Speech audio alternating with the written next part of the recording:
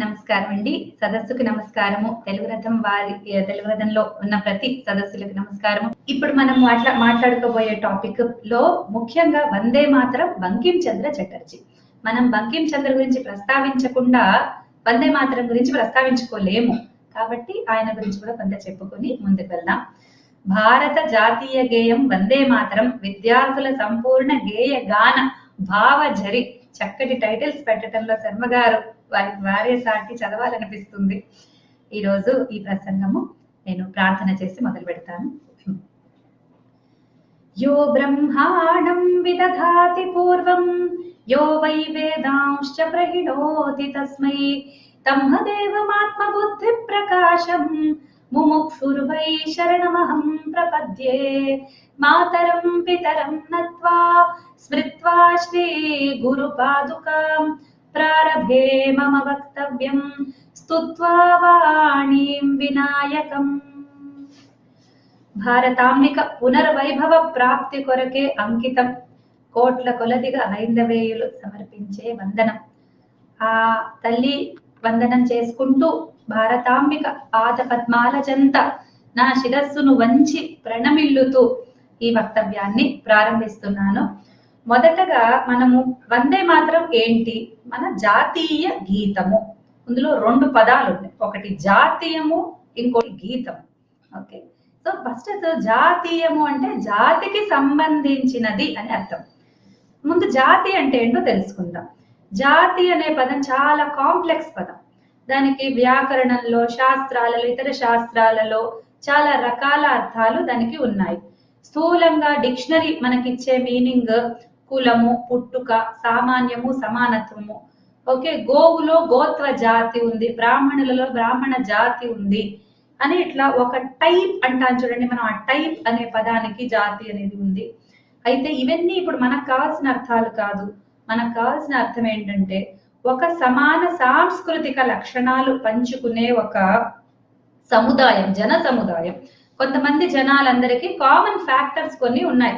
అంటే వాళ్ళ రూపపరంగా, వాళ్ళ భాషా పరంగా, వాళ్ళ ఆచారాలు, వ్యవహారాలు, నమ్మకాలు, పండగలు, వాళ్ళ సంబంధాలు, అనుబంధాలు, ఇట్లాంటివన్నీ వాళ్ళు చదువుకునేవి, వాళ్ళ విశ్వాసాలు, విద్యలు, వాళ్ళ ఆరాధనా విధానాలు, ఇవన్నీ కలిపి ఒకటిగా ఉండి, ఒక దిశగా ఉండి, అందులో సామాన్యమైన అంశాలు ఉంటే దాన్ని ఒక జాతి కింద మనం తీసుకుంటాం. ఇప్పుడు మనం భారత జాతి అంటాం. భారతదేశం అంటే ఇప్పుడు ఈ జాతి మనం మాట్లాడుకునేది ఒక జాగ్రఫికల్ కి సంబంధించి మనం మాట్లాడుతున్నాం. జాగ్రఫీ అంటే భూఖండం, మన భూభాగంలో ఈ భూమి మీద ఉన్న ఇంత భూభాగము భారతదేశము అని మనం చెప్పుకుని, ఆ భారతదేశంలో మనకు తెలుగు ప్రాంతము, తమిళ ప్రాంతము, మన భాషా ప్రాతిపదికన రాష్ట్రాలు ఏర్పరచుకుని అయినా అందరం కూడా ఒకటిగా ఉంటున్నాము. ఇప్పుడు దానికి సంబంధించిన అది మన జాతీయత. ఈ భూభాగం, ఈ భూఖండంలో ఉన్న ఇందాక చెప్పుకున్న మన వేషభూష, మన మాట్లాడే పద్ధతులు, మనం ఏవైతే పాటిస్తాము, ఇట్లాంటివన్నీ మనకి కౌంట్ అవుతాయి అన్నమాట దాంట్లో. తర్వాత మనకి ఏదైనా సమస్య వచ్చినప్పుడు మనం ఎదుర్కొంటాం, అందరం కలిసి ఎదుర్కొంటాం. ఇప్పుడు ఏదైనా వేరే దేశంలో సమస్య వస్తే మనం వెళ్ళము, మన దేశంలో సమస్య వస్తే వాళ్ళు రారు, మన దేశంలో సమస్య వస్తే మనం ఎదుర్కొంటాం, వాళ్ళ దేశంలో వచ్చిన వాళ్ళు ఎదుర్కొంటారు. ఇప్పుడు మనకు పెండమిక్ వచ్చింది, కరోనా, ఇది అందరికీ వచ్చింది. అంత ప్రపంచం మొత్తం వచ్చినా ఎవరు డీల్ చేసే విధానంలో వాళ్ళ నమ్మకాలు. కొంతమంది లాక్డౌన్ పెట్టుకున్నారు, కొంతమంది పెట్టుకోలేదు. ఈ విధంగా ఎవరికి వాళ్ళ దాంట్లో వాళ్ళు స్వతంత్రులు. మనం వెళ్ళి వాళ్ళ దాంట్లో వేలు పెట్టలేం, వాళ్ళు వచ్చి మన దాంట్లో వేలు పెట్టలేరు. అట్లాగే ఒకప్పుడు మనకి విదేశీయులు వచ్చి మన మీద దండయాత్ర చేశారు. ఇతర మతస్థులు, ఇతర జాతి వాళ్ళు వచ్చి మనని ఆక్రమించుకునే ప్రయత్నం చేసినప్పుడు మనకు ఒక కామన్ సమస్య వచ్చింది. అంటే కాశ్మీర్ నుండి కన్యాకుమారి దాకా, ఇటు గుజరాత్ కచ్ నుండి అటు తూర్పు వైపు మనకి బంగ్లా ప్రాంతాల దాకా కూడా మనకి అందరం కూడా రకరకాల పరిస్థితుల్లో మనము చిక్కుకుని దుష్పరిణామాలను ఎదుర్కొంటూ చేస్తున్నాం. అది మన జాతికి వచ్చిన సమస్య. అటువంటి దాన్ని ఒక సమాన లక్ష్యం అప్పుడు మనకేంటి, మనము స్వతంత్రం కావాలి, మనం మళ్ళీ మన ప్రాతిపదికను మనం సంపాదించుకోవాలి, మన భూమికి మనం తిరిగి రావాలి అనేది అంటే ఉదాహరణకు చెప్తున్నా ఒక జాతికి వచ్చే సమస్య ఎట్లా ఉంటుంది. తర్వాత ఒక సంస్థగా ఏర్పడతారు. అంటే కొంతమంది కాంగ్రెస్ వచ్చింది, తర్వాత బీజేపీ వచ్చింది, ఇంకేవేవో వచ్చాయి. అది ఎన్నో ఎన్నో మనం కొంతమందిని కూడా తీసుకొని చిన్న చిన్న సంస్థలు చాలా ఏర్పడ్డాయి. ప్రతి సంస్థకి ఒక సమాన లక్ష్యం ఉంటుంది. అంటే మేము ఇప్పుడు మన తెలుగు రథం ఉంది, తెలుగు రథానికి ఒక లక్ష్యం ఉంటుంది. అంటే మేము ఈ కార్యక్రమాలు నిర్వర్తిస్తాము, ఈ ఈ ఏ క్షేత్రాలలో మేము కార్యక్రమాలు పెడతాము, మా దాంట్లో పిల్లలు ఈ వయసు వాళ్ళు ఉంటారు, మేము ఈ టాపిక్స్ మాట్లాడతాము, ఇట్లా వాళ్ళు పెట్టుకుంటారు. మనందరం కూడా దానికి సంబంధించి అప్పుడప్పుడు కలుస్తూ ఉంటాము. సంగీతము, సాహిత్యము, మన ఏరియాస్ ఏవి ఉన్నాయి అవన్నీ మనం మాట్లాడుకుంటాం. అట్లా ఒక సమాన లక్ష్యంగా ఒకటి ఏర్పడుతుంది. ఏర్పడిన తర్వాత దానికి ఒక లక్ష్య గీతం అనేది వస్తుంది. లక్ష్య గీతం ఎందుకు ఉంటుంది అంటే ఉదాహరణకి చెప్తాను. ఒక మన ఆర్ఎస్ఎస్ సంస్థ ఉంది, మనందరికీ తెలుసు. ఆర్ఎస్ఎస్ సంస్థకి ఒక పాట ఉంటుంది, ఏంటి? నమస్తే సదా వత్సలే మాతృభూమే. ఈ పాట ఇట్లా ఎత్తుకోగానే ప్రతి ఆర్ఎస్ఎస్ వాళ్ళు అట్లా నిలబడిపోతారు. లేదా చిన్నప్పుడు ఆ గీతాన్ని విన్న వాళ్ళు, నా బోటి వాళ్ళు ఫ్యాన్స్ ఉంటారు. నేను మహాభయంకరమైన ఫ్యాన్ ఈ పాట కోసం. ఈ పాట ఎప్పుడు ఎక్కడ వినిపించినా నాకు చాలా కంఠం గద్గదమయ్యి, శరీరం రోమాంచితమై, ఇటువంటి భావాలన్నీ నాకు కలుగుతాయి. సో ప్రతి వాళ్ళకి అట్లాగే కలుగుతూ ఉండొచ్చు కూడా. అట్లాగే ఇంకొక ఉదాహరణ, ఆజాద్ హింద్ ఫౌజ్ అని మన సుభాష్ చంద్రుడు మనకు తయారు చేశాడు. దాంట్లో కదం కదం బఢాయే జా, ఖుషీ కే గీత్ గాయే జా, యే జిందగీ హై కౌమ్ కీ తు కౌమ్ పే లుటాయే జా అని పాడతారు. హిందీలో పాడతారు. ఓకే, హిందీ ఉర్దూ అంతా ఉంటుంది. అంటే అడుగు అడుగు వెయ్యి, ఆనందంగా పాడుతూ సాగు. ఓకే, ఈ జీవితం అంతా కూడా, ఈ జన్మ అంతా కూడా మనకు దేశానికి సంబంధించింది, అది దేశానికి మనం సమర్పిద్దాము అనే భావనని అందులో వ్యక్తం చేశారు. ఈ విధంగా ఒకటి ఉంటుంది.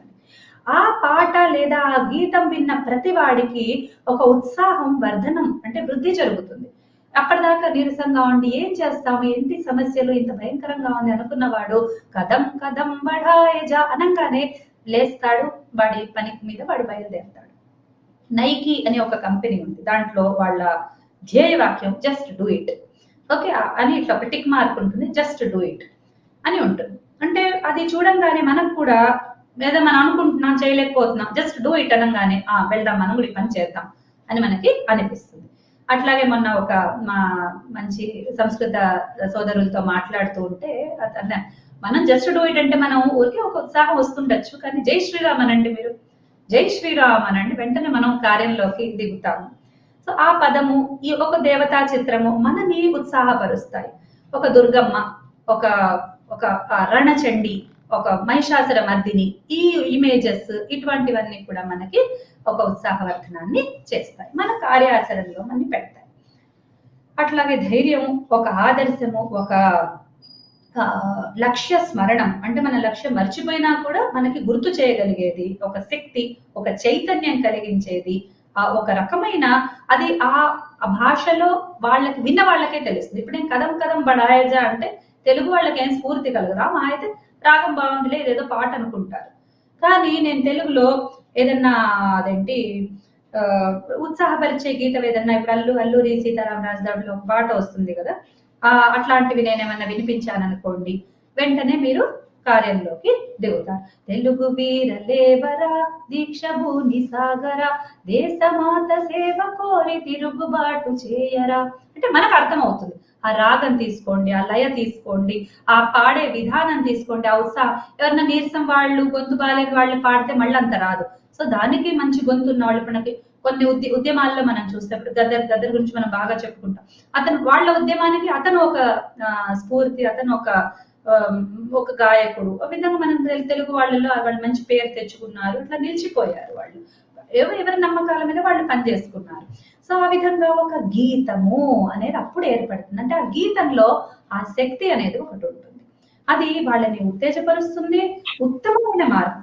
నేను వచ్చి ఒక లెక్చర్ ఇచ్చాను అనుకోండి, లెక్చర్ ఇస్తే కొంతమంది ఇన్స్పైర్ అవుతారేమో, అదే గీతంగా పాడేసరికి సంగీతం అందరినీ, అంటే శిశుర్వేత్తి పశుర్వేత్తి అంటారు కదా, ఆ విధంగా పిల్లలకు అర్థమవుతుంది, పెద్దవాళ్లకు అర్థమవుతుంది. నేను ఉపన్యాసం ఇస్తే పిల్లలకు అర్థం కాదు, కానీ నేను ఒక పాట పాడితే పిల్లలకు కూడా అర్థమైంది. ఇందులో వాళ్ళకి ఏం అర్థం కాకపోయినా ఆ సంగీతం అనేది ఒక భాషగా పనిచేస్తుంది. ఇక్కడ ఏదో వీరరసం ఉంది, ఇక్కడ ఏదో ఉత్సాహ రసం ఉంది అని వాళ్ళకి నేను మాటల్లో చెప్పకపోయినా తనాన నాన నాన తరాన నాన నాన తరాన నాన నాన నాన నాన నాన నాన ఇంతే అన్నాను, నేను మాటలు మాట్లాడలేదు. నేను రాగం పలికినా కూడా ఆ రాగంలో కూడా అందుకని మనకి మిలిటరీ వాళ్ళల్లో కూడా మీరు ఇప్పుడు వాళ్ళు చూస్తుంటారు, పరేడ్స్ అవి చేసినప్పుడు వాళ్ళ ఓన్ ఇది ఫలానా రెజిమెంట్, వీళ్ళది రాగము, వాళ్ళ చూడండి వాళ్ళ యూనిఫామ్, వాళ్ళ రాగము, వాళ్ళ ఆ ట్యూన్, మ్యూజిక్ టీమ్ ఆ ట్యూన్ ని వాళ్ళు ప్లే చేసుకుంటూ వెళ్తారు. అంటే ఈ టీం పని చేయాలంటే ఈ రాగం పాడితే వాళ్ళు ఆ టీం పని చేస్తారు. ఆ విధమైన ప్రతి వాళ్ళకు ఒక స్టాంప్ అనేది వాళ్ళకి ఉంటుంది, అది పట్టుకొని వాళ్ళు ముందుకు వెళ్తూ ఉంటారన్నమాట. అది సో ఎంత దూరం పైన చూడండి, సంగీతం తను చేసే పని తను చేస్తుంది. అది మోడర్న్ సంగీతం కానివ్వండి, ప్రాచీన సంగీతం కానివ్వండి, లయబద్ధం కానివ్వండి, కానివ్వనివ్వండి, ఏదైనా సరే ఒక ట్యూన్, ఒక రాగము, అది ఓకే, దాని చుట్టూ తిరుగుతోంది. ఇప్పుడు మన వందే మాతరంకి చుట్టూ ఉన్న స్టోరీ నేను చెప్తున్నాను. ఓకే, అటువంటి తరుణంలో 1905వ సంవత్సరంలో వందే మాతర గీతము జాతీయ గీతంగా మనకి ఒక హోదాని సంపాదించింది. అది ఎట్లా ఏంటి దాని నేపథ్యాలు కొద్దిగా చూశాక మనము వందే మాతరంలోకి వెళ్దాం. బంకిం చంద్ర చట్టోపాధ్యాయ లేదా చటర్జీ అనేవారు ఈ దీన్ని రచించిన వారు. ముందు మన రచయితను తలుచుకోవటం అనేది మన ప్రధాన కర్తవ్యం. ఒక గీత రచన జరిగింది అంటే అందులో అంత స్ఫూర్తిదాయకంగా రాయగలిగినందుకు ఫస్ట్ గీత రచయితను మనము అభినందించుకుంటాం. కాబట్టి ఆయన గురించి కొంత చెప్పుకుందాం. 19వ శతాబ్దంలో ఈయన చాలా ప్రసిద్ధ సాహిత్యవేత్త. 1900 అంటే గాంధీ కూడా పుట్టక ముందు. ఓకే, 1869లో ఈయన అప్పటికి ఈయన వచ్చేసాడు, ఈయన పళ్ళు కూడా మొదలు పెట్టేసుకున్నాడు అనమాట. ఓకే, ఆయన ప్రసిద్ధ సాహిత్యవేత్త, కథాకారుడు. ఓకే, కేవలం బంగాలీలోనే కాదు, ఎందుకంటే అనువాదాలు అనేది ఒకటి వచ్చేసరికి బంగాలీ, హిందీ తెలిసిన వాళ్ళు ఉన్నారనుకోండి హిందీలోకి చేస్తారు, హిందీ ఇంగ్లీష్ తెలిసిన వాళ్ళు ఇంగ్లీష్ లోకి చేస్తారు, ఇంగ్లీష్ తెలుగు తెలిసిన వాళ్ళు తెలుగులోకి చేస్తారు, తెలుగు తమిళం తెలిసిన వాళ్ళు తెలుగు తమిళంలోకి చేస్తారు. ఆ విధంగా వాళ్ళకి ఎందులో ఆ సాహిత్యం, మంచి సాహిత్యం దొరికింది అనుకోండి, ఇట్లా టక్కున ఇన్స్పైర్ అయిపోతారు. అది ఇంకొకళ్ళ భాషల్లోకి వచ్చి అట్లా బంకిం చంద్ర మనకు కూడా తెలుగు వాళ్ళకు కూడా ఎంతో పరిచయస్తుడు. ఎందుకంటే ఆయన కథలు, ఆయన నవళ్ళు చాలా తెలుగులో కూడా ఉన్నాయి మనకి. ఓకే, ఈయన చాలా మహానుభావుడు, చాలా గొప్ప దేశభక్తుడు. ఈయన భావాలు, ఈయన యుగ పురుషుడు అని చెప్పాలి. మనకు యుగ పురుషులు తక్కువ మంది ఉంటారు. ఇన్స్పైరింగ్ ఉండొచ్చు, మార్గదర్శకులు ఉండొచ్చు, ఆదర్శ పురుషులు ఉండొచ్చు, మహాత్ములు ఉండొచ్చు, మహానుభావులు. కానీ యుగ పురుషుడు లక్షణాలు బంకిం చంద్రలో మనకు చాలా కనిపిస్తాయి. ఓకే, ఈయన ఏంటంటే మన ధర్మాన్ని అర్థం చేసుకున్నాడు. హిందూ ధర్మం చాలా మందికి అర్థం కాదు, ఎందుకంటే ఎంత విస్తృతి ఉంది అంటే హిందూ ధర్మంలో. నిజంగా చెప్తున్నా, హిందువులుగా ఈ రోజు భూమి మీద మన్నుతున్న వాళ్ళల్లో నాకు తెలిసి 0.00001% మందికి కూడా హిందూ ధర్మం అంటే ఏంటో తెలియదు. అడగండి మీ ధర్మం ఏంటి, ఏంటి ఫీచర్స్ అని అడగండి, చెప్పలేరు. కానీ ఈయన అట్లా కాదు, ఈయనకి తెలుసు. ఈయన చదువుకున్నాడు, విశ్లేషించాడు, పుస్తకాలు రాశాడు. ఆయన రాసిన పుస్తకాలు చదివితే మనకు కూడా మన దేశం ఏంటి, మన ధర్మం ఏంటి, మనం ఎవరము అనేది మన పూర్వజుల మనకి ఇచ్చిన సంపద ఏంటి అనే దాని మీదకి మన దృష్టి మళ్ళుతుంది. తర్వాత ఈయన దేశభక్తుడు కదా, మరి దైవభక్తుడు కూడా, దేశభక్తుడు కూడా.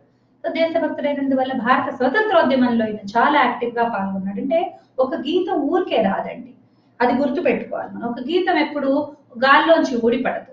ఒక మనిషి ఒక చైతన్య స్వరూపుడు దానిని భావించి దాని చుట్టుపక్కల ఉన్న అనేక భావాలకు లోనయ్యి తాను దాంట్లోకి వేసుకుని అప్పుడు అది సృజన జరుగుతుంది. ఇప్పుడు ఒక తల్లి ఎట్లా బిడ్డను కంటుందో, మొదలు కన్సెప్షన్ అవుతుంది, కన్సెప్షన్ అయ్యాక అది వృద్ధి చెందుతుంది, అయ్యాక ఒక పిల్లాడు బయటకు వస్తాడు, ఆ పిల్లాడు బయటకు వచ్చాక వాడిని పెంచుతుంది. అట్లాగే ఈ వందే మాతర గీతం కన్సెప్షన్ జరిగాక నెమ్మదిగా ఒక్కొక్క స్టేజ్ లో వృద్ధి చెందుతూ ఆ గీతం ముందుకు వెళ్ళింది. అంటే ఆ రచయిత ఎన్ని త్యాగాలు చేసి ఉంటుంటాడు, ఎన్నిట్లో అంటే ఆయన తనను తాను ఆజ్మానా అని ఒక పదం ఉంటుంది ఉర్దూలో. ఆజ్మానా అంటే తను స్ట్రగుల్ చేసి ఛాలెంజ్ చేసుకొని ఎదుర్కోవటం అన్నమాట. అంటే పరిస్థితి తనకు వచ్చినప్పుడు నేను దీనికి నిలబడతాను అని అనుకుని తను టెస్ట్ చేసుకోవటం అన్నమాట. చేసుకుని నిలబడ్డ మనిషి బంకిం చంద్ర. అతను గురించిన సాహిత్యంలో మనకి ఎంత మంచి ప్రజ్ఞావంతుడు, ఎంత ప్రతిభ అంటే బంకిం చంద్రది కేవలం దేశభక్తుడుగా కాదు, మనం ముందు కూడా చూస్తాం ఆయన సాహిత్యకారుడుగా ఆయన ఏంటో కూడా మనము చూస్తాం. ఆయన ప్రజ్ఞకి ఆయన రాసిన ప్రతి పదం ఆయన ప్రజ్ఞకి దర్పణం. అసలు ఆలోచించకుండా ఒక అక్షరం రాయడు, ఎంత బాగుంటుంది అసలు, చదివి తీరాలి అనే సాహిత్యము. విజ్ఞానము, శిక్ష, ఇతిహాసం. శిక్ష అంటే మన తెలుగు శిక్ష కాదు, శిక్షా శాస్త్రం అంటాం కదా, మన ఫొనెటిక్స్ అటువంటివి. తర్వాత ఇతిహాసము, సామాజిక శాస్త్రము, రాజనీతి, దార్శనికత, వీటన్నిటికీ కూడా ఆయన కథల్లో వీటన్నిటికీ స్థానాన్ని ఇవ్వటమే కాక వీటన్నిటి సంపూర్ణ సమ్మేళనం బంకించంద్ర చటర్జీ. ఈయన పుట్టిన తేదీ 26 జూన్ 1838. నాకు దాంట్లో దొరికింది మెటీరియల్, దాని ఆధారంగా చెప్తున్నాను. జన్మస్థల నైహతి 24 పరగణ కాంఠాల్ పారా అనే స్థలంలో, ఆయన కాంఠాల్ తెలియదు నాకు, కాంఠాల్ పారా అనుకుంటున్నాను, బెంగాల్లో ఆ స్థలము. తండ్రి పేరు రాఖాల్ చంద్ర, ఈయన పేరు బంకిం చంద్ర, తండ్రి పేరు రాఖాల్ చంద్ర. తర్వాత ఆయన ఉపజిల్లా అధికారిగా తండ్రి పని చేసేవాడు. 4 అన్నదమ్ముల్లో ఈయన 3వ వాడు, 4వ వాడు అని ఒక చోట ఉంది. మొత్తానికి 4 అన్నదమ్ములు, ఈయన 2వ వాడు, 3వ వాడు, 4వ వాడు. ఈయన స్థానంలో ఒక రెండు పుస్తకాలు 2 రకాలుగా ఉంది. అందువల్ల మంచి బ్రాహ్మణ పరివారంలోనే, బ్రాహ్మణ కుటుంబంలో జన్మించాడు. ఇది ఈయన స్థూల పరిచయము జన్మకు సంబంధించి. ఆయన జీవిత విశేషాలు కొంత చూద్దాము. అంటే ఆయన ఏ క్షేత్రాల్లో పనిచేస్తే ఇటువంటి గీతాన్ని రాయగలిగాడు, ఆయన జీవితాన్ని అంతటికి సంబంధం ఉంటుంది ఈ గీతానికి. కాబట్టి ఆయన సమగ్రంగా అటువంటి వ్యక్తిని తలుచుకోవటం కూడా మన కర్తవ్యం కూడా.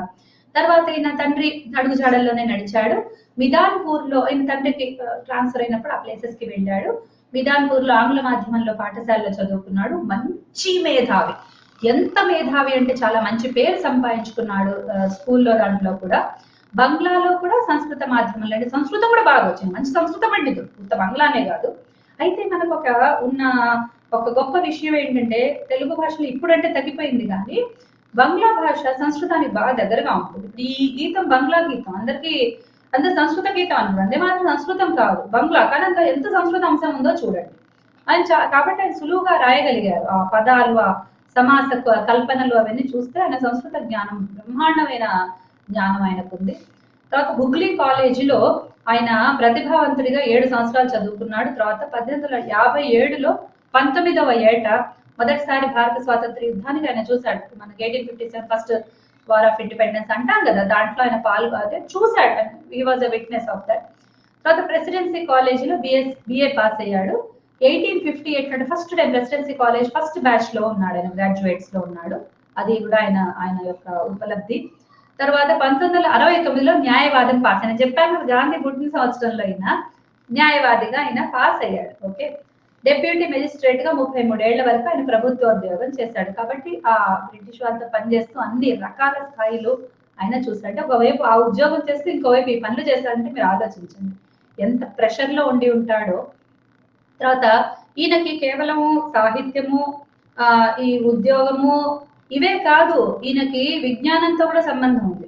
ఆధునిక విజ్ఞాన క్షేత్రంలో కూడా ఈయన కొంత కృషి చేశాడు. డాక్టర్ సర్కార్ అని ఒక ఆయన ఉన్నాడు, ఆయన పెట్టిన విజ్ఞాన సంస్థకి ఈయన ఒక పత్రిక నడిపించేవాడు, బంగ దర్శన్ అని. వంగని బంగ అంటారు వాళ్ళు. బంగ దర్శన్ అనే పత్రిక వచ్చిన నిధులను ఆయన డాక్టర్ సర్కార్ కి ఆయన ఇచ్చి ఆ సంస్థ పడిపోతూ ఉంటే దాన్ని రీఎస్టాబ్లిష్ చేశాడంటే ఆయనకు విజ్ఞానంతో కూడా ఆయనకు సంబంధం ఉంది. తర్వాత 1891లోనికి రాయ్ బహాదూర్ అనే బిరుదు కూడా ప్రదానం జరిగింది. ఇక ఈయన సాహిత్య విశేషాలను చూద్దాం. బంగ్లా సాహిత్యంలో ఈయన ప్రథమ నవల రచయిత. ఓకే, నవల అంటూ బంగ్లా సాహిత్యంలో వచ్చిందని బంకిం ద్వారా వచ్చింది. సాహిత్య సమ్రాట్ అని ఈయనకు బిరుదు ఉందంటే ఆలోచించండి. సమ్రాట్ అంటే ఎవరు? మొత్తం భూమండలానికంతా అధికారి. సో సాహిత్యం అనే ఒక భూమి ఉంటే దానికంతటికీ ఆయన సామ్రాట్ గా ఉన్నాడని ఆయనకి బిరుదు ఇచ్చారు. చాలా గొప్ప సాహిత్యవేత్త. ఆయన ఉద్యమం ఐడియాస్ అన్ని కూడా సాహిత్యంలో పెట్టారు. Either right things worth doing or do things worth writing అని చెప్పి ఒక కొటేషన్ ఉంది. Okay, do things worth writing అంటే ఎవరన్నా మీ పనులు చూసి వాళ్ళు ఇన్స్పైర్ అయ్యి మీ గురించి రాయగలిగే పనులన్నా చేయండి, లేదా ఎవరన్నా రాసిన పనులన్నా మీరు చేయండి అని చెప్పేసి, ఎవరన్నా రాసినవి చదివి ఆ పనులన్నా చేయండి. Okay, do things worth writing or write things worth doing. Okay, అవి చదివితే ఇంకొకళ్ళు ఆ పని చేయొచ్చు, ఇది మనం అనిపించాలి. సో ఈయన రెండూ చేశాడు, పనులు కూడా చేశాడు, రాశాడు కూడా. ఓకే, అందుకనే ఉద్యమశీలి ఆయన. ఈయన మొదటి నవల ఎన్నేళ్ల ప్రాయంలో రాశాడో తెలుసా? 27 ఏళ్ళు. 27లో ఫస్ట్ నవల రాసి మంచి పేరు తెచ్చుకున్నాడు. ఆ నవల దుర్గేశ నందిని. నేను ఈయన నావెల్స్ అన్నీ చదివాను. Believe me. ఇగో ఇది బుక్, ఆ బుక్ కూడా పక్కనే ఉంచండి, వాళ్ళు రాయటానికి పెట్టుకున్నాను. బంకిం సమగ్ర హిందీలో ఉంది. దీనికి కూడా నేను మా గురువు గారికి ఆయన చరణార విందాలని తలుచుకుని నేను కృతజ్ఞత చెప్పుకుంటా. ఈ పుస్తకం వారే నాకు ఇచ్చారు. చదవమని ఇచ్చారు. నీకు దేశభక్తి నీకు అర్థం కావాలి అంటే ఈ పుస్తకం చదువు, ఈయన నావెల్స్ చదువు అని చెప్పారు. అప్పటి సమాజ పరిస్థితులు అన్నిటి అవగాహన నాకు కలిగింది. హిందీలో ఉంది మొత్తం టోటల్ గా, ఇంత చిన్న ప్రింట్, దాదాపు 3 రోజుల్లో చదివేశాను. అంత ఇంట్రెస్ట్ నాకు. ఎంత అంటే అసలు చాలా చాలా చక్కగా ఈయన రాస్తాడు. మంచి దాని గురించి మనం మళ్ళీ ఎప్పుడన్నా చెప్పుకుందాము. ఇవాళ మనము కేవలం మన వందే మాతరం వరకు దాని చుట్టూ ఉన్న విశేషాలకు చూద్దాం. తర్వాత 14 నవళ్ళు ఈయన పూర్తిగా రాసినవన్నీ దీంట్లో ఉన్నాయి. 14 నవళ్ళు రాశాడు ఈయన. తర్వాత చిన్న కథలు ఇంకా చాలా రాశాడు. దాదాపు 150 సంవత్సరాల క్రితం వ్యక్తి ఇప్పటి వరకు కూడా బంగ్లా సాహిత్యంపై ఆయన ప్రభావం మనకు కనిపిస్తుంది. నేటికి కూడా కథా రచయితలకు ఆయన ఆదర్శము. నేను మీకు ఒక మాట చెప్పనా, ఈయన నావెల్స్ చదివాక నేను ఒక కథ రాశాను. ఎంత అసలు ఇన్స్పైర్ అయిపోయానంటే ఆ కథలో కూడా అంతే లోతు. అవి చదివిన వాళ్ళు చెప్పారు నాకు ఎంత బాగుంది కథ అనేసి. ఈయన నావెల్స్ చదివాకే నేను ఆ కథ రాశాను. ఓకే, సో ఇన్స్పైర్ చేస్తాడు, డెఫినెట్ గా ఇన్స్పైర్ చేస్తాడు, అందులో ఏం సందేహం లేదు. అయితే మొదట్లో ఈయన కూడా పద్యాలు అవి రాసిన వాడే. ఇప్పుడు మన వీళ్ళు ఉన్నారు కదా, మన కవులు కూడా అంతే కదా. మళ్ళీ శ్రీశ్రీ కూడా ఆయన భావకవిత్వం రాశాక తర్వాత దానికి మారాడు అని అంటుంటారు. సో మొదలు ఈయన కూడా పద్యాలు రాసేవాడు, తర్వాత గద్యానికి ప్రోజ్ కి దానికి వెళ్ళిపోయినాడు, ఫిక్షన్ కి వెళ్ళిపోయినాడు. తర్వాత చాలా మంచి ఈయన నవళ్ల నిండా వాటి నిండా ఉండే సాహిత్య గుణాలకు అసలు అంతే లేదు. ఎంత అన్ని ఉత్తమ గుణాలు, నిజంగా ఉత్తమ గుణాలు. చదివిన అనుభవంతో చెప్తున్నా నేను. తర్వాత సమసామాజిక పరిస్థితులు ఈయన చూపిస్తాడు కదా. మనకేం తెలియదు ఇప్పుడు మనం ఉన్న సొసైటీలో. మనకి ఇప్పుడు మన వివాహ వ్యవస్థ తీసుకోండి, క్రైమ్ అండ్ పనిష్మెంట్ తీసుకోండి, లేదా ఆడవాళ్ళు మగవాళ్ళు చదువులు, ఆచార వ్యవహారాలు, ఇంటి కుటుంబ వ్యవస్థ, ఇవన్నీ మనకి ఇప్పుడు ఎట్లా ఉన్నాయి, అప్పుడు ఎట్లా ఉండేవి, ఎట్లా రూల్స్ ఎట్లా ఉండేవి, జనాలు ఎటువంటి పరిస్థితులు ఎదుర్కొనే వాళ్ళు, ఇవన్నీ కూడా అందులో ఉన్న ఘటనల వల్ల ఒక వ్యక్తి ఆ కాలపు సామాజిక పరిస్థితుల కంటే దూరంగా ఉండడు. సాహిత్యంలో ఒక ప్రిన్సిపల్ ఉంది, ఒక సిద్ధాంతం, ఒక సూత్రం ఏంటి, unless you take a story. ఇప్పుడు నేను అదేంటి టైం మెషిన్ లాగా ఏదో అప్పటి స్టోరీ అల్లసాని పెద్దన కాలంలో ఉండే సమాజం మీద ఒక స్టోరీ రాద్దామని నేను ఈ కాలంలో కూర్చోకపోతే పట్టించుకొని నేను రాసిన ప్రతి కథలో కూడా నా చుట్టూ జరిగే పరిస్థితులన్నీ కూడా నా మీద ప్రభావాన్ని చూపిస్తాయి అని చెప్పి సాహిత్యంలో ఒక ప్రిన్సిపల్ ఉంది అనమాట. అట్లా ఆయన దాంట్లో కూడా అవన్నీ ఫిక్షనే అయినప్పటికీ కూడా అందులో కొన్ని మనకి వాస్తవాలు మనకి కనిపిస్తాయి. సో ఈయన నవళ్లలో బాగా కనిపిస్తుంది అది. ఎంత సూక్ష్మ మనోవిజ్ఞానం అంటే సైకాలజీ అనేది ఎవరికన్నా ఇంట్రెస్ట్ ఉంటే అది సాహిత్యం ద్వారా కావాలి అనుకుంటే బంకిం నవళ్ళు చదవాల్సిందే. ఓకే, మానవీయ విలువలైతేనేమి, మానవీయ తత్వాలైతేనే, మనిషి ఎట్లా ఆలోచిస్తాడు, ఒక విలన్ ఎట్లా ఉంటాడు, ఒక హీరో ఎట్లా ఉంటాడు, ఒక స్ట్రగ్లింగ్ పర్సన్ ఎట్లా ఉంటాడు, ఇవన్నిటిని ముఖ్యంగా స్త్రీల మనోవిశ్లేషణ, ఒక పురుషుడు ఒక స్త్రీ వలె ఆలోచించి చేయటము, ఒక స్త్రీని ఆయన డిస్క్రైబ్ చేసేటప్పుడు లేదా ఆమె యొక్క మనస్తత్వాన్ని చెప్పేటప్పుడు ఎంత ఉదాత్తమైన స్త్రీలంటే ఈయన పాత్రలు అసలు ఒక మాటలో చెప్పలేము, ఒక వాక్యంలో చెప్పలేము, అంత ఉదాత్తంగా అసలు స్త్రీలకే ఎంత ఆదర్శంగా ఆయన చక్కగా ఆయన రాస్తారు. నిజంగా స్త్రీ ఇట్లాగే ఆలోచిస్తుంది అని అనిపిస్తుంది ఆయన నవళ్ళు చదివితే గనక. కుతూహలంగా ఉంటాయి. పైనుంచి ఎవరన్నా ఇవంటారు కదా, మన సస్పెన్స్ థ్రిల్లర్స్ అంటారు కదా, ఎందుకండి వేస్ట్, సినిమాలు కూడా వేస్ట్ ఈయన నవళ్ళు చదివితే, అంత సస్పెన్స్ ఉంటుంది వాటిల్లో. ఓకే, సస్పెన్సే కాకుండా థ్రిల్ కూడా ఉంటుంది. దాంతో పాటు సస్పెన్స్ థ్రిల్లర్స్ లో ఏం చేస్తారు, వాళ్ళు ధర్మాన్ని తప్పుతారు, నీతిని తప్పుతారు, ఒక స్థాయి దిగి వాళ్ళు సినిమా తీస్తారు. ఈయన స్థాయి ఎక్కడా దిగడు, ఉదాత్తత ఎక్కడా దెబ్బతినదు, అటువంటిది ఈయన దాంట్లో దొరుకుతుంది. తర్వాత ఈయన ఒక కొత్త పంథా తొక్కాడు. కొంతమంది కేవలం రసాత్మకంగా రాస్తారు, అందులో ఎటువంటి ఆత్మీయత మనకు కనిపించదు. దీని ఆత్మీయంగా అంటే వీళ్ళందరూ మన మధ్య వాళ్ళు, అంటే ఏదో ఉదాత్తీకరించి వాళ్ళు ఎక్కడో ఏదో ప్రపంచానికి చెందిన వాళ్ళు అన్నట్టుగా రాయడు, మన మధ్య ఉండే జనాల్లాగే అనిపిస్తారు ఆ క్యారెక్టర్స్ అంతా కూడా. తర్వాత ప్రతి నవలలో ప్రతి సన్నివేశంలో మనకి కొంత దేశ ప్రేమ, ఒక బాధ్యతాయుతమైన క్యారెక్టర్స్ అందరూ కూడా ఆయన నవళ్లలో మనకు కనిపిస్తారు. తర్వాత పౌరాణిక చరిత్రలు అవి తీసుకొని ఈయన వాటి మీద కూడా చాలా మంచి విశ్లేషణలు అవన్నీ కూడా రాశాడు. ఆర్ట్ మీద ఈయన మంచి పట్టు ఉంది, వ్యాసాలు, విశ్లేషణలు, వ్యాఖ్యానాలు కూడా ఆయన రాశాడు.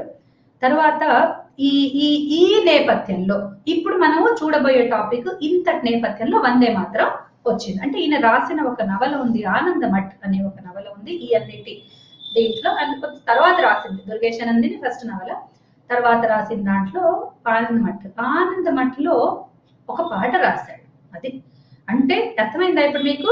ఒక నవల ఉపయోగమై రాసిన ఒక గీతము ఇవాళ రోజున వందే మాతరం వందే మాతరం అనుకుంటూ ఒక రోడ్ మీద ప్రొసెషన్ వెళ్తారు కదా, వాళ్ళందరూ ఉద్యమకారులందరూ నడుచుకుంటూ వెళ్తూ ఉంటారు కదా పాదయాత్రలు, వాటిల్లో ఒక ప్రదర్శన ఇవ్వటానికి ఏమంటారు వాళ్ళు, నినాదం వందే మాతరం. ఈయన వందే అంటే ఆయన మాతరం అంటాడు.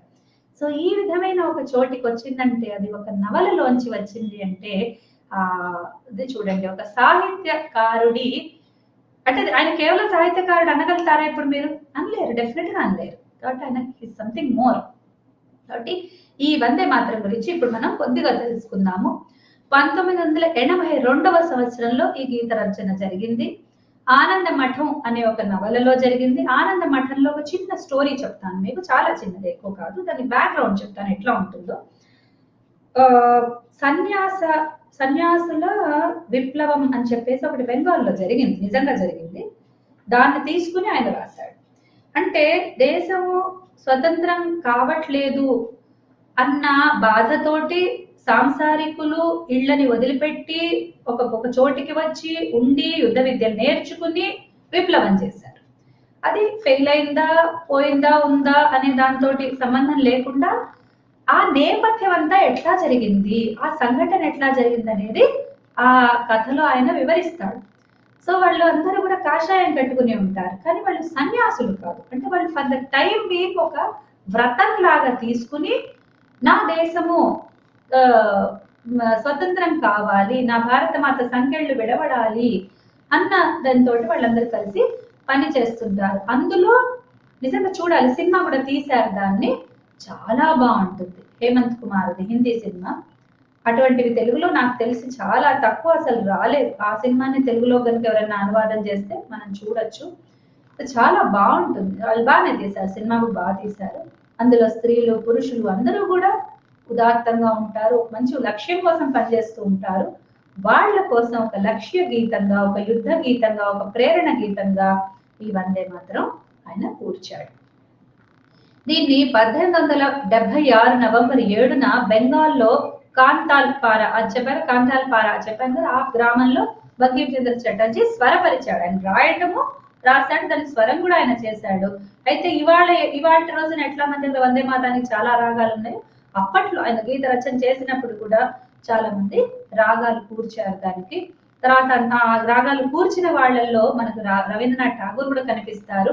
ఠాగూర్ గారు కూడా ఆయన చేశారు, కొద్దిగా ఏదో కరెక్షన్స్ అవి చేసి ఆయన రాగాలు కూర్చారు అని అంటారు. 1896వ సంవత్సరంలో రాష్ట్రీయ కాంగ్రెస్ సదస్సులో దీన్ని రాజనైతికమైన ఒక భూమికలో ఈ గీతాన్ని పాడారు. తర్వాత 1906వ సంవత్సరం వరకు మంచి ప్రసిద్ధిని పొందింది. ఆ ప్రభావం ప్రతి దాంట్లో కూడా మనకి కనిపిస్తుంది, బెంగాల్ బయట కూడా. తర్వాత జాతీయ సదస్సులలో అందరూ కూడా వందే మాత్రం పాడి మొదలు పెట్టడము అనేది ఒక ప్రథ, ఒక పద్ధతిగా మనకి తయారైపోయింది. ఇప్పుడు మనము ఇది మామూలు స్థూలమైన ఒక నేపథ్యము. ఇప్పుడు ప్రాశస్త్యం గురించి మనం చూసుకుందాం. వందే మాత్రం ప్రశస్తత ఏంటి కొద్దిగా చూద్దాం. ఇప్పుడు మీకు ఒక దేశం ఉంది మీ కళ్ళెదురుగా, ఎవరు లేరు, తల్లి కాదు ఆమె, దేశం అంతే. మీరు ఈ భూమిని తిరుగుతున్నారు, ఇక్కడ పుట్టారు, ఇక్కడ నీళ్లు తాగుతున్నారు, రకరకాల ప్రదేశాల కింద విజయవాడ, హైదరాబాద్ ఇలా ఏదో ప్రదేశాల్లో మీరు నివాసం చేసుకుంటున్నారు. అటు ఇంటికి ఎక్కడికన్నా వెళ్ళొస్తూ ఉంటారు, అక్కడ గుడి ఉంది అంటారు, ఇక్కడ గోపురం అంటారు, లేకపోతే అక్కడ ఏదో పార్క్ అంటారు, ఇది మా అమ్మమ్మ ఇల్లు అంటారు, అట్లా తిరుగుతూ ఉంటారు. అవునా, భూమి తిరుగుతూ ఉంటారు. అటువంటి భూమి, మీరు తిరిగే భూమి, ఒక చోట ఈ కొండలు బాగున్నాయి, ఒక చోట ఈ అడవులు, అమ్మో అక్కడంతా అడవి ప్రాంతాలు, ఇక్కడంతా మంచి నదులు ఉన్నాయి, ఇక్కడంతా మంచి కొండలు ఉన్నాయి, అక్కడ ఏంటి మంచి ఇవి అక్కడ పంట క్షేత్రాలు, ఆ భూములన్నీ కూడా చక్కటి అన్న క్షేత్రాలు, అన్నం పండుతుంది అక్కడ. ఇటువంటి ఒక భూమికి మాతృ రూపాన్ని ఇచ్చి ఒక ఆకారాన్ని ఏర్పరిచి ఆరాధించటము. నేను భారత భూమిని ఆరాధించుకోవాలి. భారతదేశం అంటే ఏంటి? దేశం అంటే మట్టి కాదు, దేశం అంటే మనుషులు, దేశం అంటే మనుషులు కాదా, మట్టి కాదా, ఏంటైనా కూడా భారత మాత అనే ఒక కాన్సెప్ట్ ఓకే మనకి ఉంది, వేదంలోనే ఉంది, లేదని కాదు. కానీ ఆ వేదంలో ఉన్న కాన్సెప్ట్ ని తీసుకొచ్చి ప్రాక్టికల్ గా అప్లై చేయటము, దాన్ని తీసుకొచ్చి ప్రయోగాత్మకంగా జనాల మధ్యలోకి ప్రవేశపెట్టి చేయించటము అనేది ఆయన బంకించంద్ర మొట్టమొదటిసారి చేశారు. అంటే ఆ ప్రేరణ లోతు మీరు తెలుసుకోండి. నేను ఎందుకు చెప్తాంటే మనము చూస్తున్నాం భూమిని, మనకు అది కలిగిందా ఎప్పుడన్నా? మీరు వందే మాత్రం మొదలంతా విని ఉన్నారు, విని భావించారు. మనం భారత్ మాత అంటే వాళ్ళ రోజున ఒక ఫోటో చూస్తాము, ఆమె ఏదో ఆరెంజ్ శారీనో రెడ్ శారీనో కట్టుకొని ఉంటుంది, వెనకో సింహం ఉంటుంది, ఓ భారత జెండా పట్టుకొని ఆమె నిల్చొని ఉంటుంది, అవునా? నా భారత్. కానీ ఆ భారత మాత ఇట్లా ఉంటుంది అని ఊహించిన మనిషి యొక్క మానసికమైన పరిణతి లేదా ఆయన యొక్క ఆ నేపథ్యాన్ని ఆలోచించండి ఒక్కసారి, అది ఊహించండి, అది తప్పకుండా ఊహించాల్సిన విషయం. కాబట్టి ఒక దేవత, ఆమె ఒక దేవత మొదలు, తర్వాత మాతృమూర్తి, ఓకే, పితృమూర్తి కాదు, ఫాదర్ ల్యాండ్ కాదు, మదర్ ల్యాండ్, తల్లి, ఓకే, భూమికి మనం తల్లిగా కొలుచుకుంటాము. కాబట్టి ఆమెని స్తుతించటం, ఆమెకు ఒక రూపాన్ని కల్పించాలి. చీర కట్టుకుంటే ఇట్లా ఉంది, ఓకే, హిమాలయ కిరీటిని చెప్తారు కదా, ఆమె పాదాలు ఇవి మనకి కింద ఉన్న సముద్రం పాదాలు కడుగుతుంది అంటారు కదా, అణువణువు పుడమికై కణకణము నిస్తా బ్రతుకంత ప్రతిక్షణం నీ కోసం ఇస్తా అన్న దాంట్లో అంటుంది, రత్నాకరుడు నీదు పాదములు కడుగా హిమధరాధరముని మకుటమై వెలుగా బ్రహ్మర్షి రాజర్షి బహురత్న గర్భవే భారతాంబ నీకు నేం రొక్కెదనమ్మా. ఆ విధంగా ఒక కవి భారత అంబ అని ఎవరినైతే అంటున్నాడో ఆమె ఒక భారత భూభాగాన్నంతా వేసి ఆ మధ్యలో ఒక స్త్రీమూర్తిని లేదా మానవాకారంగా వేయటం, ఇవన్నీ మనకి తెలిసినది. కాబట్టి ఆ థాట్ ప్రాసెస్ ని ఒక్కసారి మీరు ఆలోచించండి. అది మొదటిసారి మనకి బంకించంద్ర చేశాడు. స్వయంగా కూడా ఆయన భారతవాద చిత్రాన్ని కూడా ఆయన ఒకటి గీశాడు, అది వేరేగా ఉంటుంది. ఆమె ఇట్లా బ్రహ్మచారిణి రూపంలో ఉంటుంది, మన బంగాళీ వాళ్ళు కట్టుకునేటట్టుగా ఆమె చీర కట్టుకుని బ్రహ్మచారిణి రూపంలో ఉండే అమ్మవారుగా ఆమె ఉంటుంది, కమండలు పట్టుకొని ఉంటుంది. ఆ భారతాంబ వేరు, అసలు ఈయన చిత్రం వేసిన ఆమె వేరు, ఇప్పుడు మనం చూస్తున్నాం వేరు. ఆమె మన స్టైల్లో శారీ కట్టుకొని ఉంటుంది. ఇప్పుడున్న ఆమె అంతకుముందు ఆవిడ బెంగాలీ స్టైల్లో ఇట్లా ఉంటుంది, ఇట్లా వేసుకుంటారు వాళ్ళు, అట్లా వేసుకొని ఉంటుంది. తర్వాత ఈయన దైవాన్ని, దేశాన్ని, జాతిని పూర్తిగా కూడా ఈయన అర్థం చేసుకొని రాసిన గీత. ఎందుకంటే అందులో లిరిక్స్ అట్లా ఉంటాయి, ఏది దేశం అర్థం కాకుండా ఎవరు అటువంటి గీతాన్ని రాయలేరు. ఇది బంకిం వ్యక్తిత్వానికి కూడా మనకు ఒక ఆదర్శప్రాయంగా కనిపిస్తుంది. అంటే అందులో పదావళి మనం చదువుని చెప్పా, నాకు ప్రతి పదంలోంచి ఆయన ప్రతిభ ఇట్లా జాలి టప్పు టప్పు టప్పు మనం పడుతూ ఉంటుంది అనమాట. ఒక్కొక్క బిందువుగా రసం అట్లా నిశ్యంతతే అంటారు, అట్లా నిష్పన్నం అవుతూ ఉంటుంది దాంట్లోంచి. ఆయన స్వయంగా కూడా దీన్ని స్వరపరిచాడు, తర్వాత వేణుగాళ్ళు కూడా అనేక రాగాలు కూర్చారు. ఈ కొన్ని ధ్వజాలు కూడా వచ్చినాయి, వందే మాత్రం ధ్వజాలు. మనకు అప్పుడు జెండాలు రూపకల్పన అవి జరిగినప్పుడు వందే మాత్రం అంటూ ధ్వజాలు కూడా 2-3 డిజైన్లు మనకి కనిపిస్తూ ఉన్నాయి. తర్వాత ఈ మన తర్వాత కాలంలో ఉద్యమం అంతా అయిపోయి స్వతంత్రం వచ్చేసిన తర్వాత 2 చరణాలకి మనం దాన్ని కుదించుకున్నాము. ఇందాక శర్మ గారు చెప్పారు, ఆ విషయం ప్రస్తావించారు. కాబట్టి ప్రారంభిక పంక్తులు ఒక 2 చరణాలు పాడి ఊరుకుంటున్నారు. తర్వాత వాటిల్లో ఎవరో భావాలునే అందరికీ వర్తించవు, ఏవో కుళ్ళుబోతువై చాలా కూడా చెప్తారు. సరే అవన్నీ మనం ప్రస్తావించుకోలేమనుకోండి. అయితే అంత దాకా కూడా పోకుండా ఆ 2 చరణాలతో కూడా పని లేకుండా వందే అంటే మాతరం, అంతే, వందే మాతరం అని ఒక మంత్రం లాగా మనకి తయారైపోయింది. ఆ అరవిందో ఘోష్ అంటారు కదా, అరవిందుడు అని మనం తెలుగులో చెప్పుకుంటాం, అరబిందో అంటారు ఆయన బెంగాలీ స్టైల్లో. దీనికి పద్యానువాదం చేశాడు, ఆంగ్లంలో చేశాడు. తర్వాత సురేష్ పంత్ అనే అతను దీన్ని హిందీలో కావ్యానువాదం చేశాడు. ఓకే, ఇప్పుడు మనం వందే మాత్ర గీతంలోకి వెళ్దాం. ఇంతవరకు చెప్పుకుని దీని తర్వాత వందే మాత్ర గీతాన్ని ఒకసారి ఆలపించమని అడిగారు, కానీ వాళ్ళ గొంతు పరిస్థితి బాగాలేదు, అయినా కూడా నేను ప్రయత్నం చేస్తాను. నేను చిన్నప్పుడు నేర్చుకున్న దీంట్లో పాడటానికి ప్రయత్నం చేస్తా, లేదా సింపుల్ గా చదువుతా వీలైతే. వందే మాతరం సుజలాం సుఫలాం మలయజ శీతలాం సస్యశ్యామలాం మాతరం శుభ్రజ్యోత్స్నాం పులకితయామినీం పుల్ల కుసుమిత ద్రుమదల శోభినీం సుహాసినీం సుమధుర భాషిణీం సుఖదాం వరదాం మాతరం. ఇంకోటి ఉంది, ఆ పాట చెప్పగా అమృతమటి సినిమాలో కూడా చాలా బాగుంటుంది, దాని రాగం కూడా. సుజలాం సుఫలాం మలయజ శీతలాం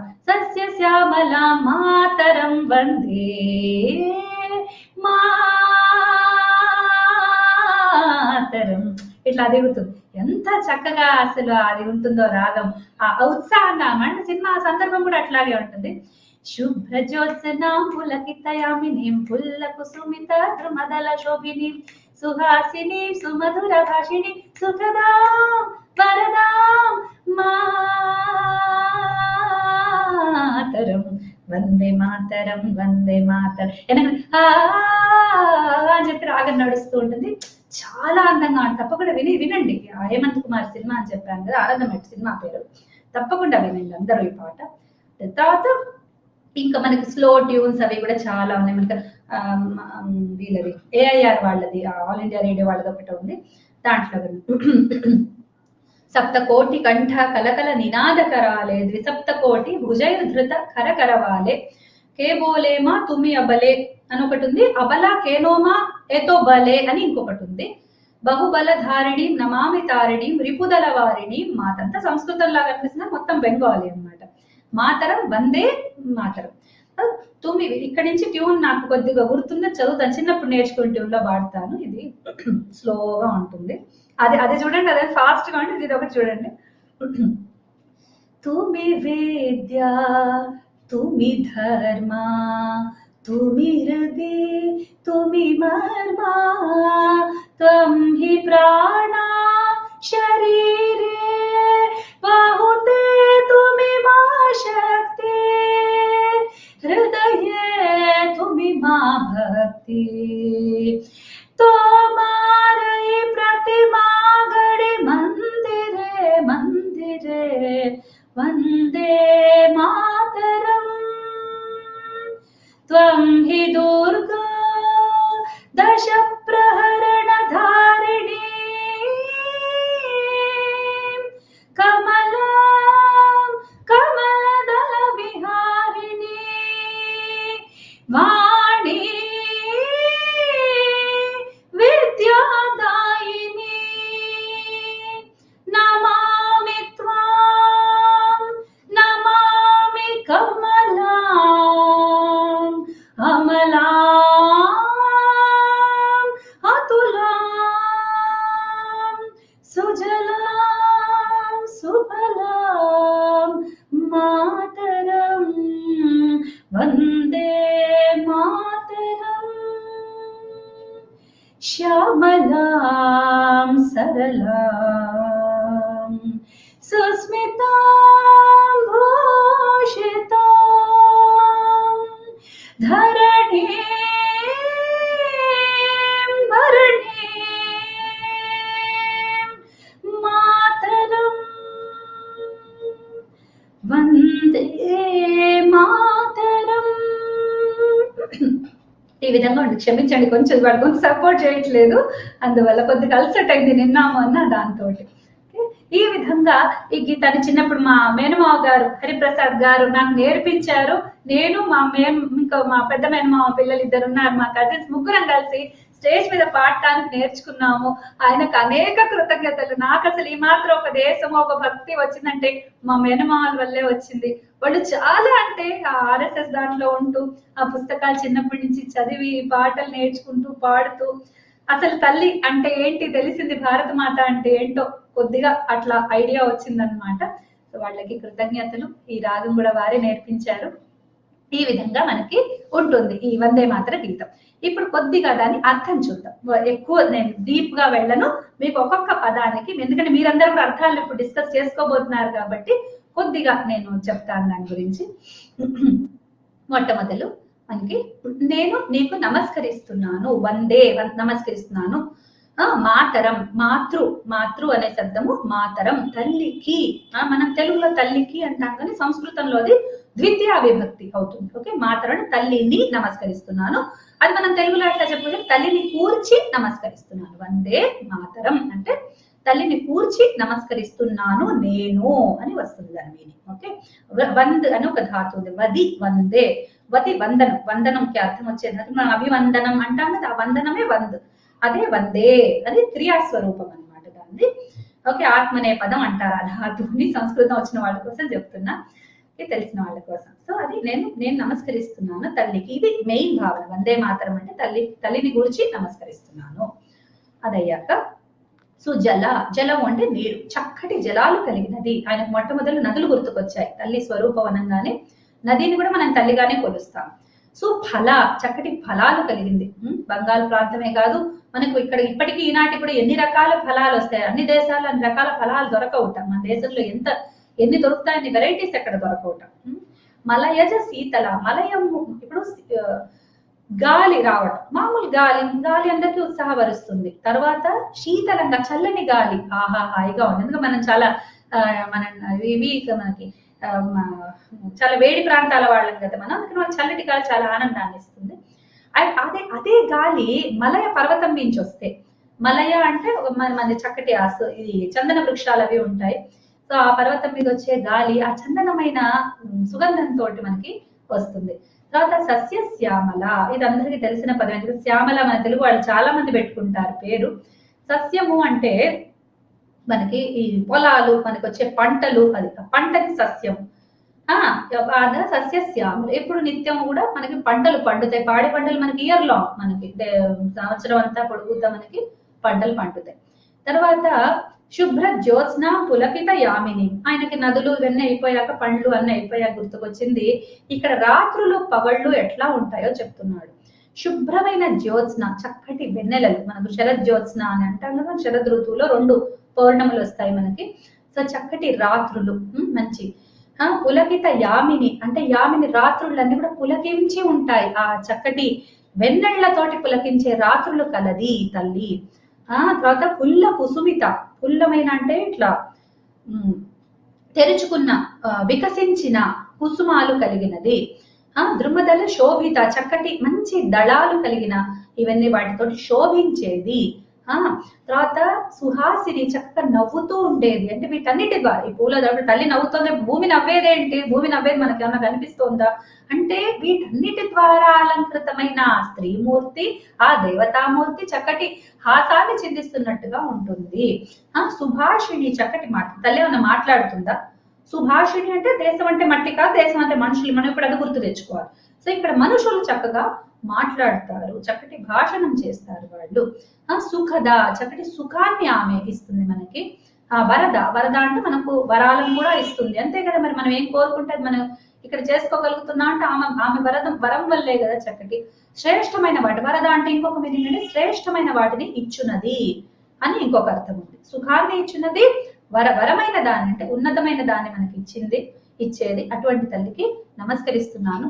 తర్వాత కోటి కోటి కంఠాలు, ఓకే, అనేక కంఠాల నుండి నీ కలకలమైతే నీ నామాన్ని వాళ్ళు వందే మాత్రం అంటూ నిన్ను స్తుతిస్తున్నారు తల్లి. అటువంటి స్తుతిని పొందేదానా. తర్వాత ఇంకా కూడా ద్విగుణీకృతమైన కోటి కంఠాలు, అంటే ఇప్పుడు ఎన్ని కోట్లు చెప్పానో దానికంటే ఇంకా రెట్టింపు గళాలతోటి ఆ భుజాల మీద మంచి శౌర్యులు అంటే శూరవంతులైన వాళ్ళు కూడా చక్కటి ఖడ్గాలను ధరించి ఉన్నారు. అంటే రక్ష కోసం సిద్ధంగా ఉంటే, వాళ్ళని చంపుదాం, కొడదాం, చేద్దామని కాదు, నన్ను అటాక్ చేసిన వాడిని నేను అటాక్ చేస్తాను, అంతే. మన ప్రిన్సిపల్ ఎప్పుడు అంతే. ఓకే, మనం అంతా డిఫెన్స్ వాళ్ళు. డిఫెన్స్ కోసం అన్నా మనకి కావాలి ఆక్రమణ. మనం ఇంకోళ్ళ మీద ఆక్రమణ చేయని, ఎవరి మీద ఆక్రమణ చేయని దేశం ఉందంటే ఈ ప్రపంచంలో భారతదేశం ఒక్కటేట చెప్తారు. ఓకే, మనం ఎప్పుడు ఆక్రమణలో మనకి ఎటువంటి ఇంట్రెస్ట్ ఉండదు. మన మీద వస్తే మనం రక్షణ చేసుకుంటాం అంతే. దానికోసం మనకి భుజాల మీద, ఓకే, ద్విసప్త కోటి భుజైర్ ధృత కరవాలే. కరవాలము అంటే కత్తి, ఆ కత్తుల్ని ధరించిన వాళ్ళు ఆమెకు రక్షణగా ఉన్నారు అని. తర్వాత ఇంత ఉన్న నీవు అంటే మనకు బ్రాహ్మణ, క్షత్రియ, వైశ్య, శూద్ర 4 వర్ణాల వల్ల అప్పటికి వర్ణ వ్యవస్థ ఇంకా నడుస్తోంది. ఇప్పుడంటే ఇంకా బాగా దెబ్బతినిపోయింది కానీ నడుస్తోంది. సో ఆయన అట్లా చెప్తున్నాడు. సో ఇంకా నేను ఎవరన్నారమ్మా నువ్వు బలం లేని దానివని, మరి మేమందరం నీకు బలంగా ఉన్నాం కదా, నువ్వే బలం లేని దానివని, అబలా అని ఎవరన్నారు నిన్ను అని. ఓకే, నువ్వు ఇటువంటి బాహుబల ధారిణి నమామి తారిణి. తారిణి అంటే ఎవరైతే మనని తరింప చేయునది, తారిణి అని అంటారు అనమాట. ఓకే, ఇప్పుడు ఈ భారత మాత ఎక్కువగా దుర్గా స్వరూపిణిగా మనం చెప్పుకుంటాం, ఎందుకంటే సింహవాహినిగా ఆమెను చూపిస్తారు కాబట్టి. ఆమెని వంకిం వేసినప్పుడు బ్రహ్మచారిణి వేషం వేశాడు కాబట్టి ఆ పార్వతీ స్వరూపిణిగా మనం తీసుకుంటాం. ఓకే, సో ఆమె తరింప చేసేది. కేవలం ఒక భూమి తల్లి అంటే ఒక భూమిగా కాకుండా మరి భూమిని మనం లక్ష్మి అంటాం. మామూలుగా భూమాత అంటే మనం లక్ష్మీ స్వరూపంగా మనం కొలుచుకుంటాం. ఆయన దుర్గా స్వరూపంగా మరి కొలిచాడు. అక్కడ దుర్గా కాళీ ఆరాధన ఎక్కువ కదా బంగ్లాలో. కాబట్టి ఆయన భారత మాతని కూడా దుర్గా స్వరూపంగా చూడటంలో ఎటువంటి ఆశ్చర్యం మనకు లేదు. ఆమె అబలా కేనోమాయతో బలే, లేదా అది చెప్పాను ఇంకొక లైన్, అది బాహుబలధారిణి నమామితారిణి రిపుదల వారిణి. రిపులు అంటే ఎవరు? శత్రువు.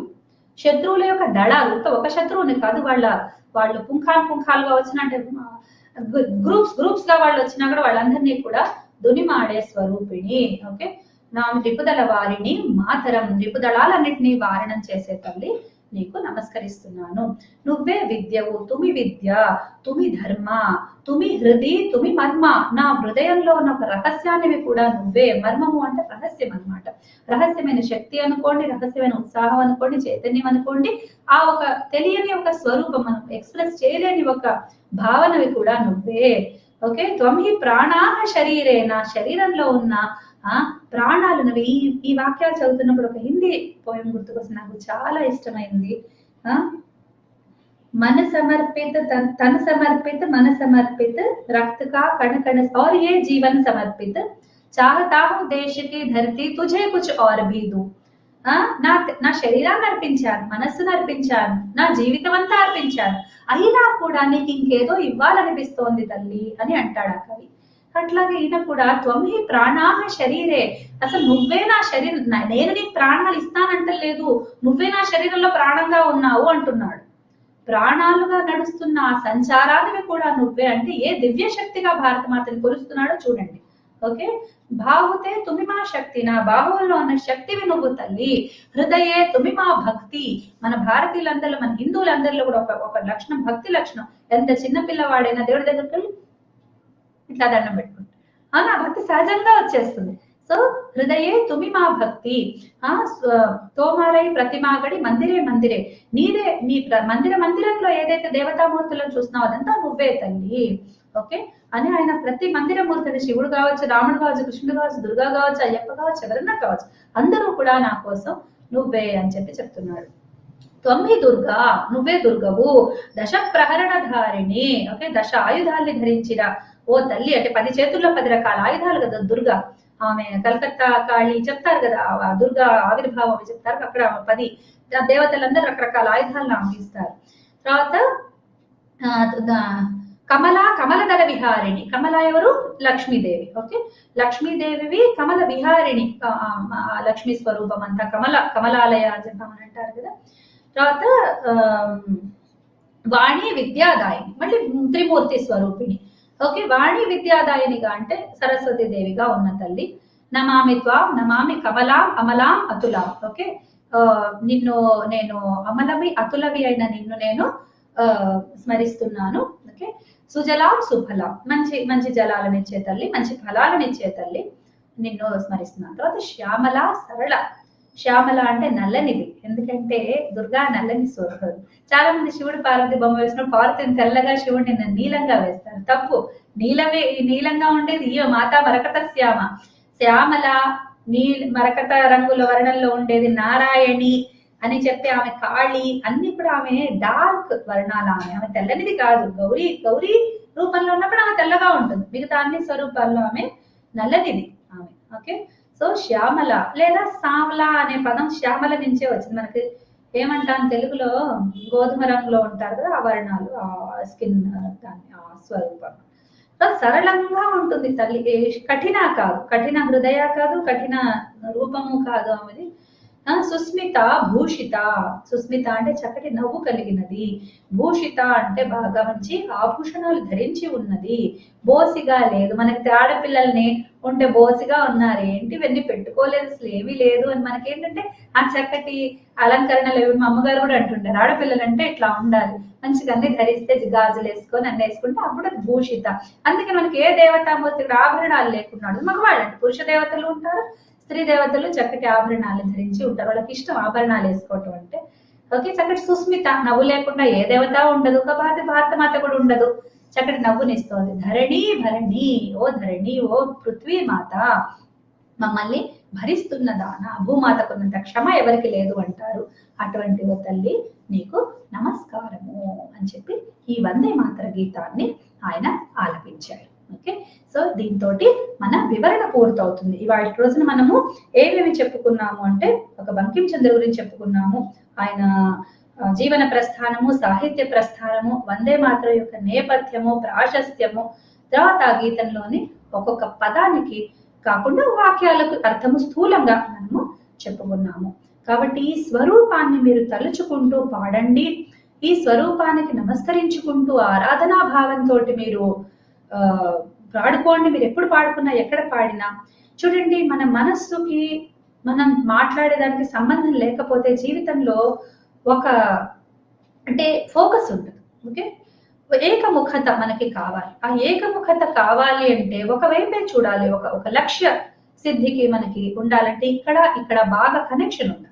కాబట్టి మీరు పాడుతున్న దాన్ని చక్కగా భావించబడి, పిల్లలకి ఎవరికైనా పెద్దవాళ్ళకైనా నేను చెప్పేది ఒకటి, సంగీతం పాడండి, సాయి ఏదైనా మామూలు పాటలు ఏవైనా పాడండి, మంచి పాటలు ఏవి పాడినా కూడా వాటిని ఆ పాట యొక్క అర్థాన్ని తెలుసుకుని ఆ భావాన్ని స్మరించుకుంటూ పాడుతున్నంతసేపు కూడా దాని మీద రాగం సహజంగా కూడుకొని వచ్చేస్తుంది. ఓకేనా, కాబట్టి పిల్లలందరికీ ఆశీస్సులు, అందరికీ కూడా చక్కగా పాడండి. మీరు అందరికీ శుభాభినందనలు, శుభాకాంక్షలు. దీంతో నా వక్తవ్యాన్ని నేను ముగిస్తున్నాను. నమో నమః. అందరికీ కూడా ధన్యవాదాలు, ఓపికగా మీరు విన్నందుకు, నన్ను పిలిచినందుకు, ఆహ్వానించడం మరొకసారి ధన్యవాదాలు తెలుపుతూ ముగిస్తున్నాను. నమస్తే.